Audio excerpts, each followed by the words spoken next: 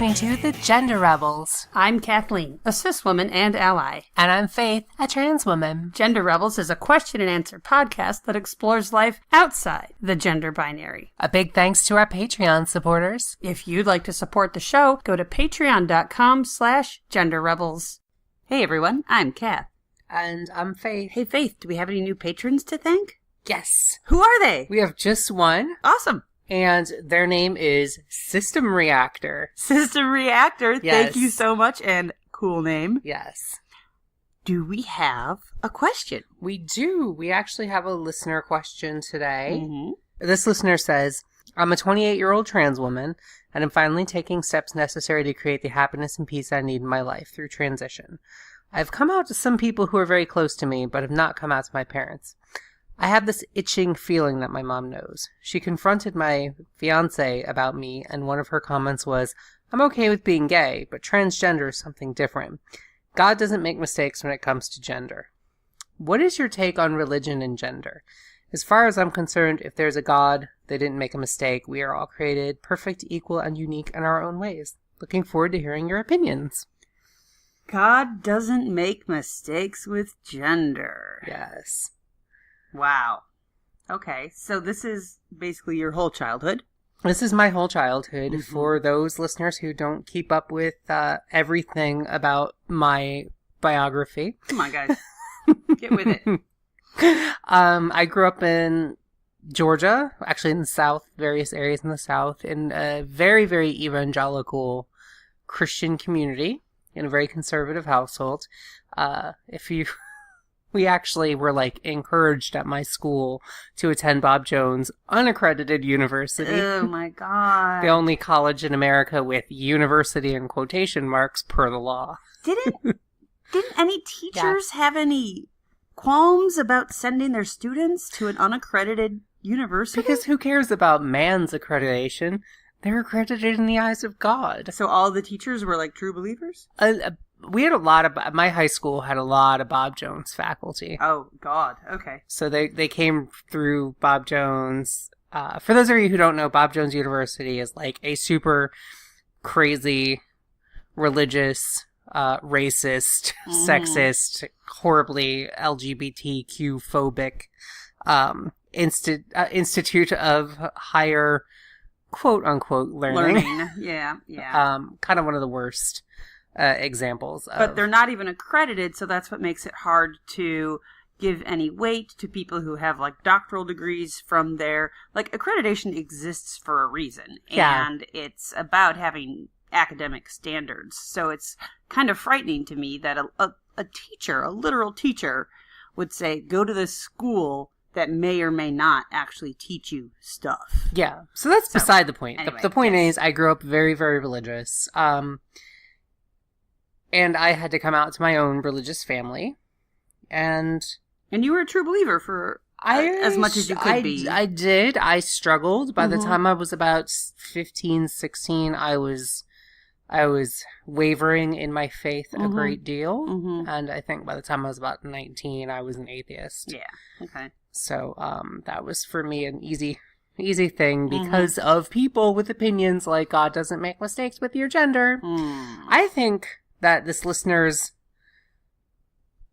mom is probably not the worst kind of horrible religious person. There's a thing about religion is that if you're a good person, you're going to find a wealth of love and wonderful stuff that is going to inspire you to goodness.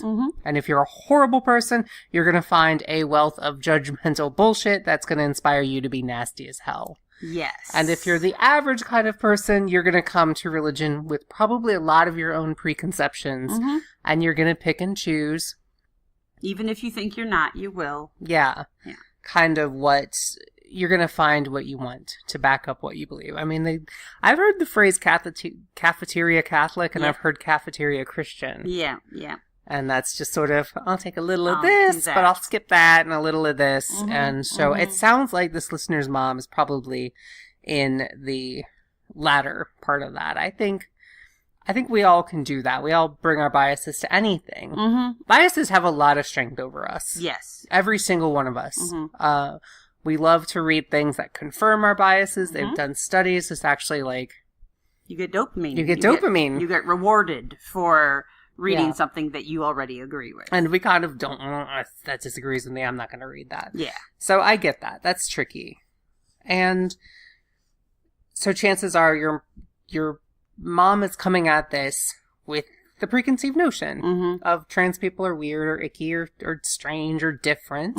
They're other. And I don't know any. Obviously. There are none in my life. None in my family. So I'm not even sure if this is real, but I do know it's strange. Yeah. And so they're going to maybe find a way in religion to do that. There's something that's often quoted, usually when you hear people in the U.S., and we're going to be talking mostly here in the U.S. Christian for the most part, because that's kind of what I'm most familiar with. And Kath, you were raised Christian as well, so and I just don't have as much examples or lived experience or anecdotes of Muslims or Jews or Hindus like kicking their kids out of the house. I'm sure it happens. I just don't know as much about it, and that could reflect that there's a lot of Catholics in this country, and that's Christians, and that's what we hear about. Yeah. And in a lot of more conservative religious groups, gender roles are very heavily enforced. I know that's true in the crazy evangelical groups I grew up with, and that's true, I know, in some, ultra-Orthodox Jewish communities, in some Muslim communities that are, very conservative. Sure. Gender roles are super, super important to these people. And so that makes me think it might be an unfriendly environment for gay and transgender people, but again, I don't know for absolute certain. And it's also, religious communities can form a sort of tight-knit community where your sin is a sin against the community. If you don't live up to what the community expects of you or the community's leaders expect of you, it's considered a sin against the entire community. You're not just harming yourself or your family, you're hurting everyone. And so that can even make people more reluctant to come out or to share their concerns or their thoughts with family members, friends. Yeah. So, which is rough when that's your entire community. It is. Yeah. It is.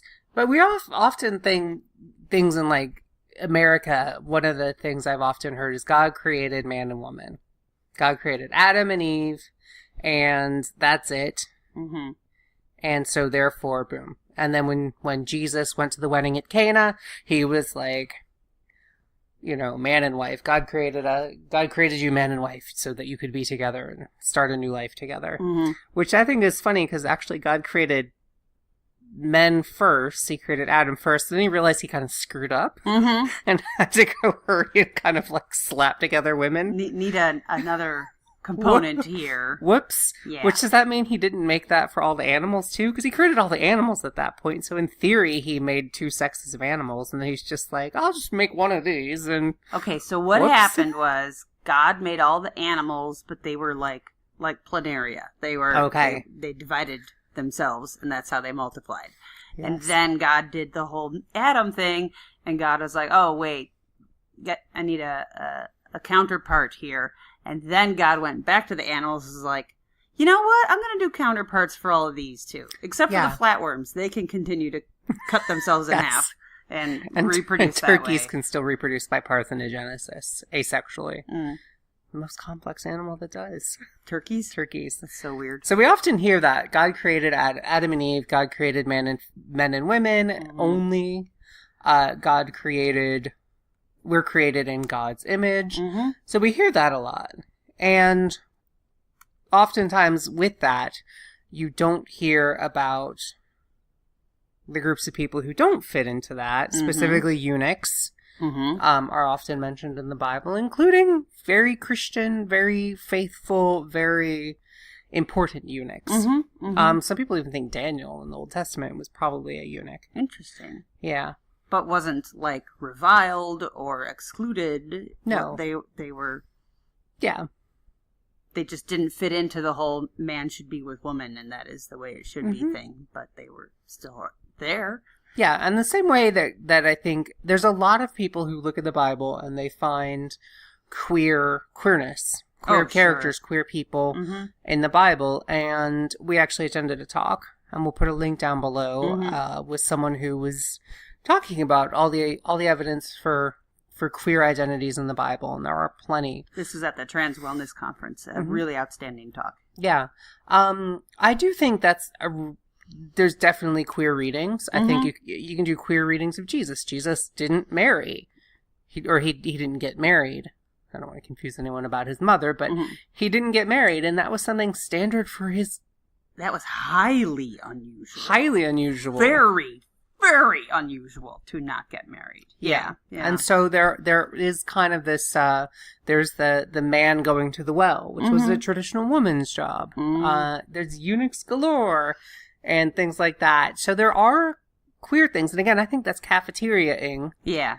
A little bit in the same way that, Christians go through and they're like, Leviticus says no gayness. Yes. and so to look at it and go, oh, maybe gayness because there's eunuchs is kind of, I think, a little bit disingenuous. Although for people of faith who may need that to help support their faith, more power to you. Do it, yeah. Personally, I think you're doing exactly what the cafeteria Catholics are doing. But that doesn't make it any less or more legitimate. No, it doesn't. And I think when you come to Christianity, even as an atheist, I think there's a lot of wisdom in the Bible, found scattered throughout. I think there's a lot of barbarism, and I think there's a lot of terrible stuff in the Bible, but I also think there's some wisdom scattered around.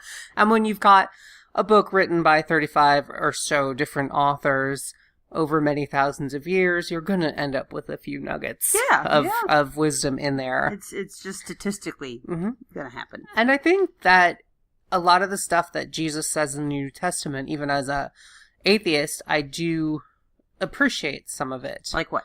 Well, when I was Christian, I started out, I was again we were a roll on the floor, speak in tongues, kind of, lay on spirit kind of church. Like healing and everything? Yeah. No, wow. We did not handle snakes. Okay. I would like to have that pointed out. Cool. No snakes in Faith's church. We drew the line at snake handling, but everything up to that.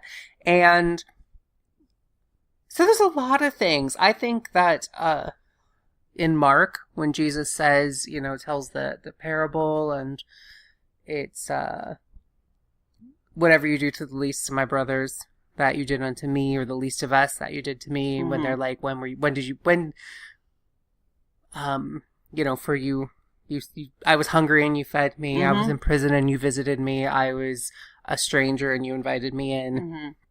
And they're like, but when did we do that, Jesus? I don't remember doing that. You were never in prison. And he's like, whatever you do to the least of my or the least of those, that you do unto me. And I think that's a beautiful sentiment. Yeah. I think that really, to me, sums up what the Bible should be about. And, do unto others is also, doing the golden rule, do unto others as you would have them do unto you, is, I think, also a very good way to look at life. Obviously, moral philosophers have picked every single one of those golden rules apart. Of course. But I think it's a very good, simple way to remember to kind of be a decent person. Yeah. And I think the Bible's got a lot of good nuggets like that. And I think having read a lot of it, having memorized a lot of it, I've read the Bible cover to cover twice. I don't recommend it. There's a lot of boring stuff about tent measurements and cattle counts. A lot of measurements. So, but one of the things that I thought about when I was reading this email about, God doesn't make mistakes with gender, so therefore being transgender is invalid. It's an invalid identity. I think that, or it's even sinful, more so than invalid. It's sinful. It could condemn you to hell. This is John 14:6. I'm not sure of the translation, but this is a familiar verse to, I think, a lot of people, and it's, I'm the way, the truth, and the life. No one comes to the Father except through me. And when I was wavering in my faith, and one thing that really, really bothered me was people who were good, devout people who grew up in a Muslim country, who had culture, for them, Christianity came with millennia of cultural baggage. Yeah. It came with, a lot of, colonialism and things like this, is that they're not able to look at it in a fresh light. But I pictured it that you could be Muslim, you could be Hindu, you could be an animist, you could be, in different New Guinea religions and things like that.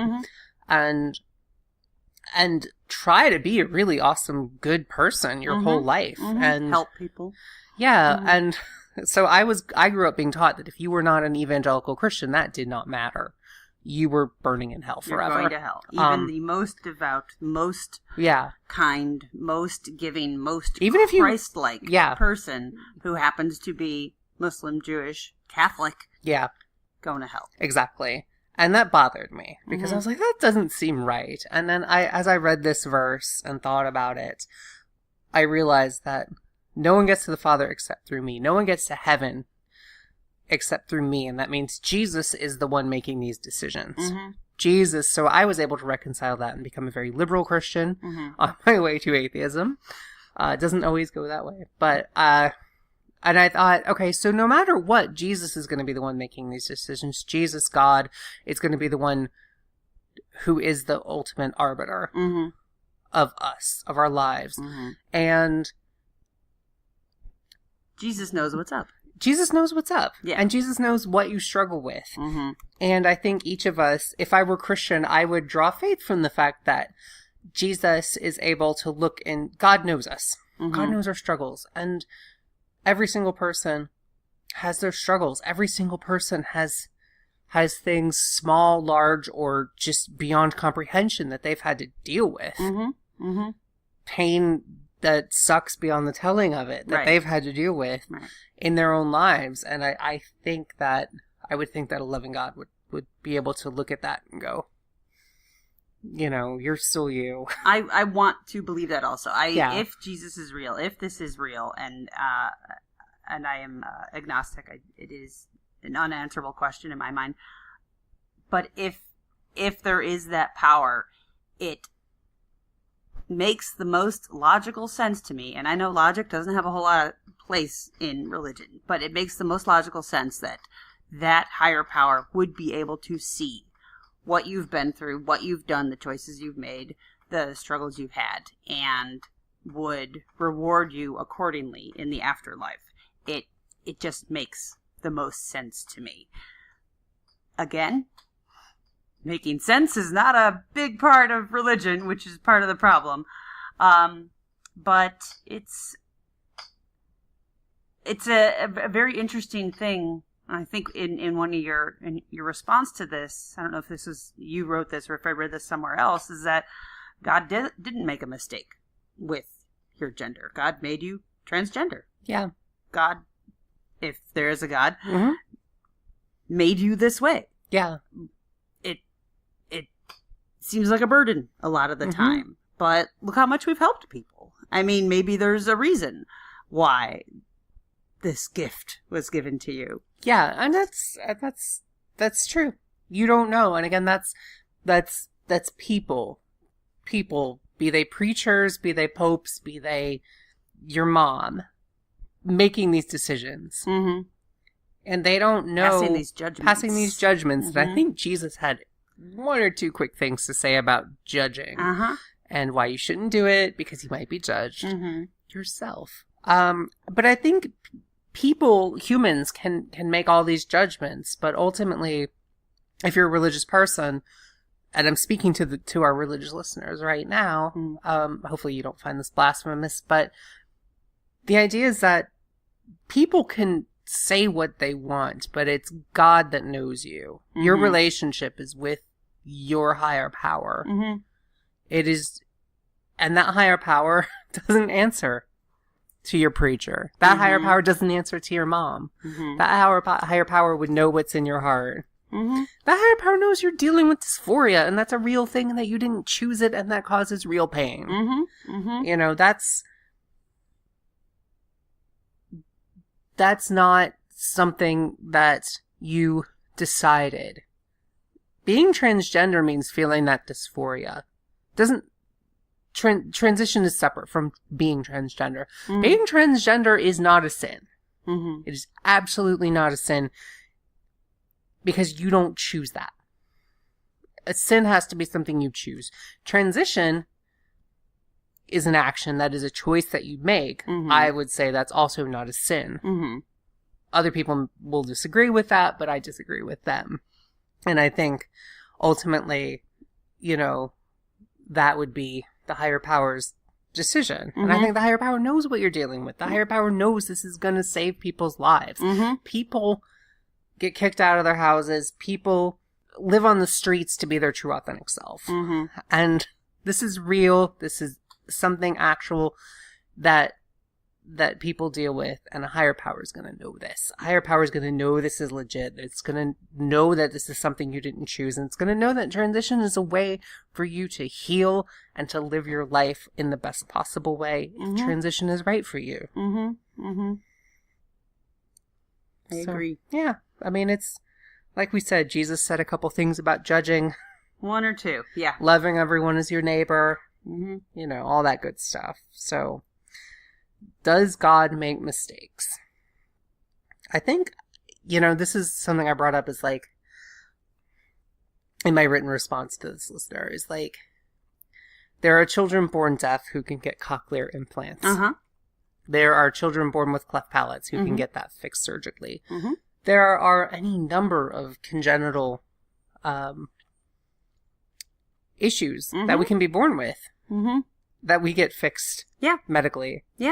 And transition is a medical process that is undertaken with the help of medical professionals to address a medical problem. That's not to equate it, like we talked about. Someone said on a previous episode, we talked about birth defect. Is it a birth defect? And someone said that they liked congenital condition. And so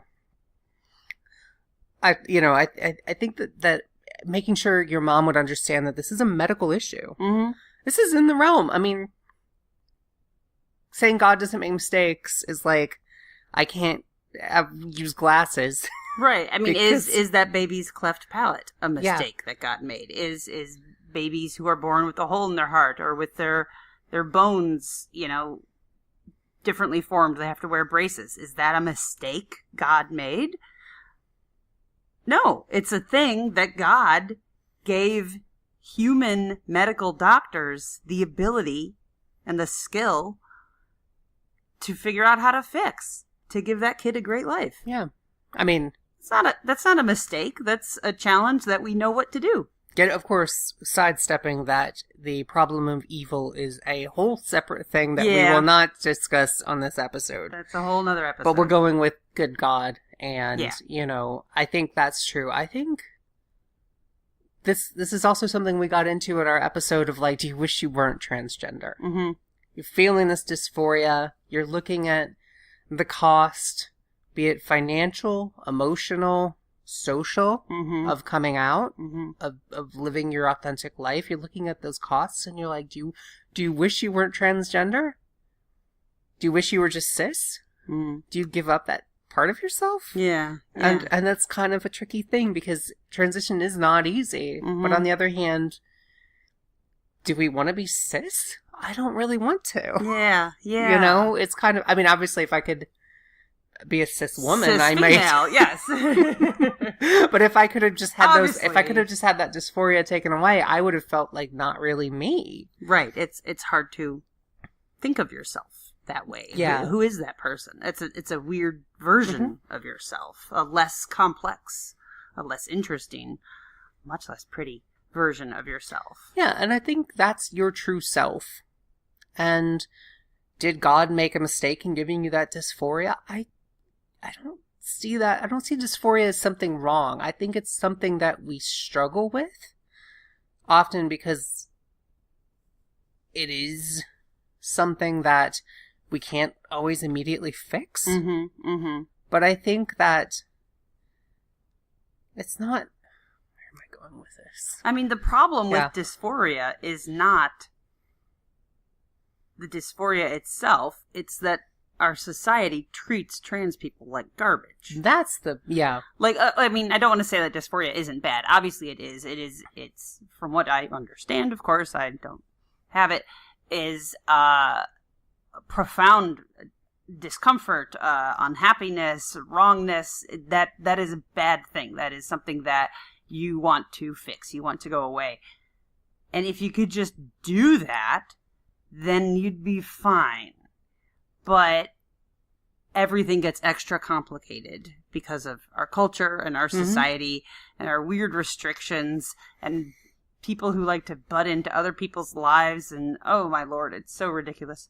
So that's what? I think half the battle? More than half the battle? Yeah. I think dysphoria is kind of what makes you you. It's what makes you unique.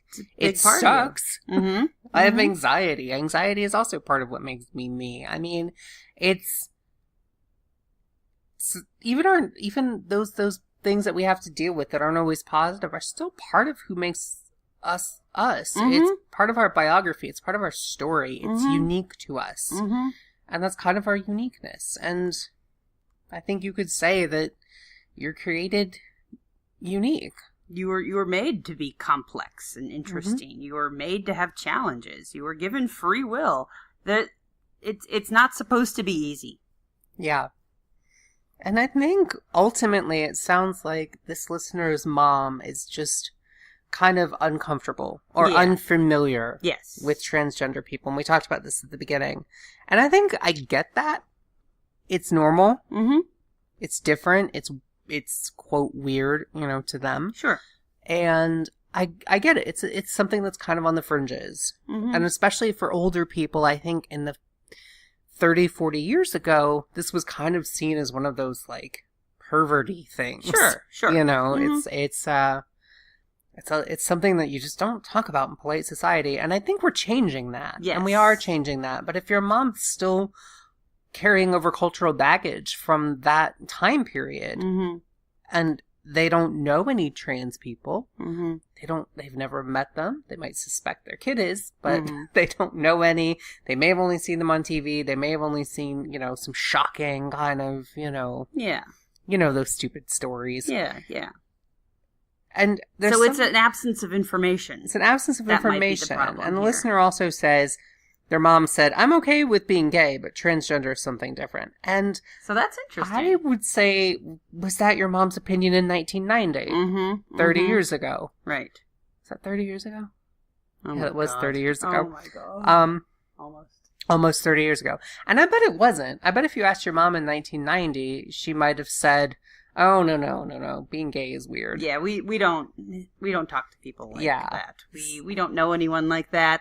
I've seen that on TV, and I know that's something that I don't want anything to do with. Yeah. And that's what she is now with trans people. Exactly. And I think she'll probably come around. It's...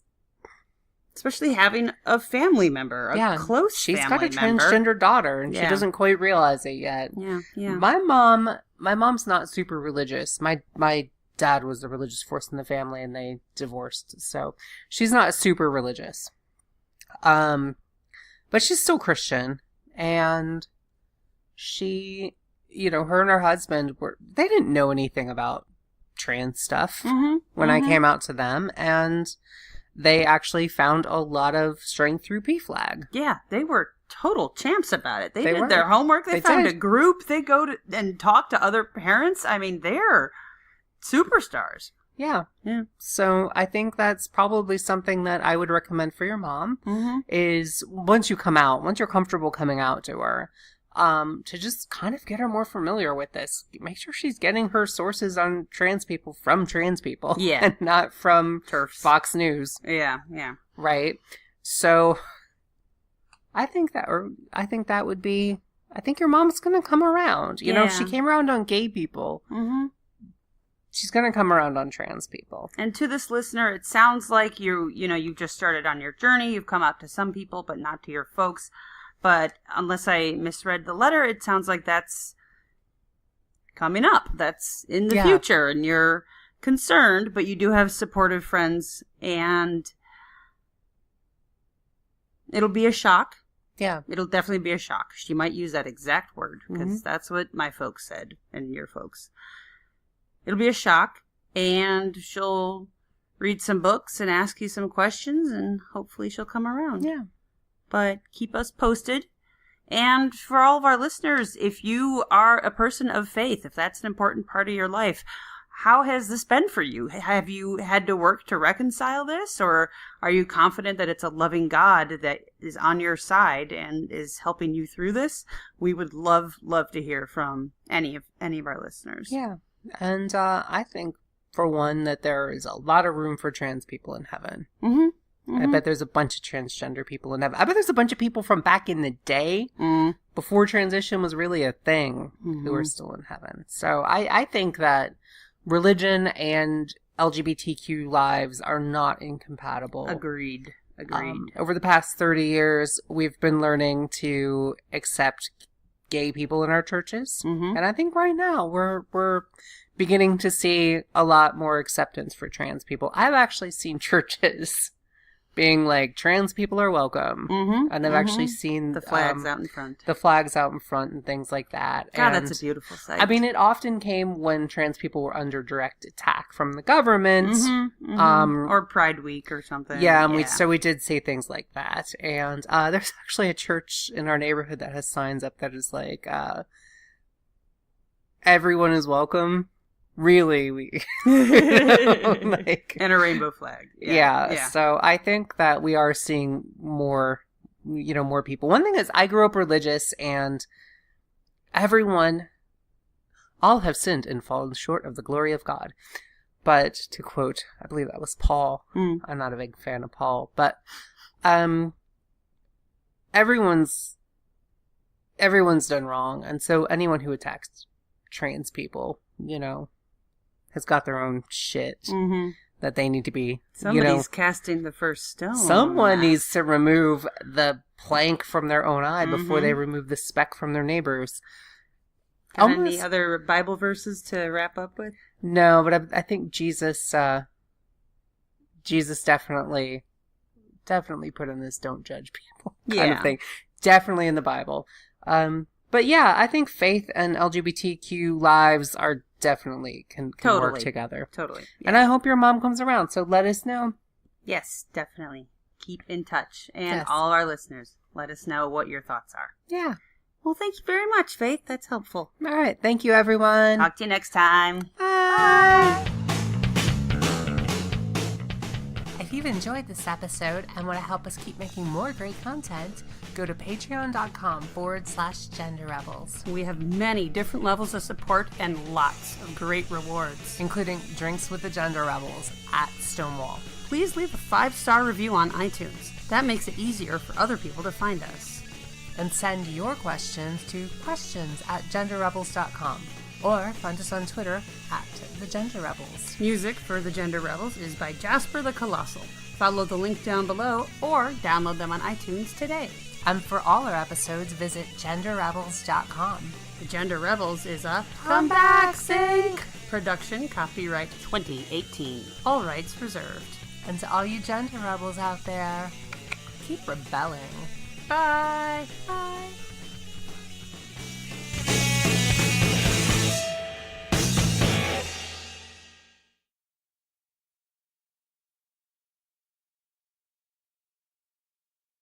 Cool name. Yes. Do we have a question? We do. We actually have a listener question today. Mm-hmm. Hang on one second.